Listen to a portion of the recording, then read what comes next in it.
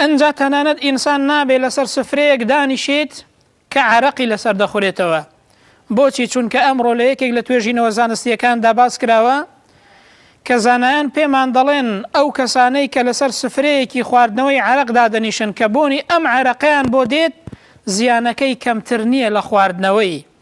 ئەمەش ئیعجازی ئەو فەرمایشتەی پێغەمبەرمان پێ دەڵێ بەڕێزان کە پێغەمبەر صلی الله عليه وسلم لە یەکێک لە فەرمایشتەکانی خۆیدا دەفەرمێت من كان يؤمن بالله واليوم الآخر هەر کەسێک بڕوای بەخوا و بە ڕۆژی دوایی هەیە فلا يجلس على مائدة يشرب عليها الخمر با لەسەر سفرەیەکدا نەنیشێت کە عەرەقی لەسەر دەخورێتەوە. ئەمە معجزە و ئیعجازی ئەو فەرمایشتەی پێغەمبەرە بەڕێزان کە ئەمڕۆ زانایانی بواری زانستی پێمان دەڵێن ئینسان کە بۆنی عەرەقی بۆ بێت زیانەکەی کەمتر نییە وەک لەوەی کە بیخواتەوە.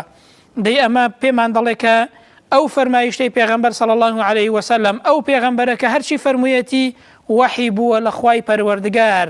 دەبینین پاشی چەندین سەدە و ساڵ فەرمایشتی پێغەمبەر صلی الله عليه وسلم ئەمڕۆ ئیعجازەکەیمان بۆ دەردەکەوێت.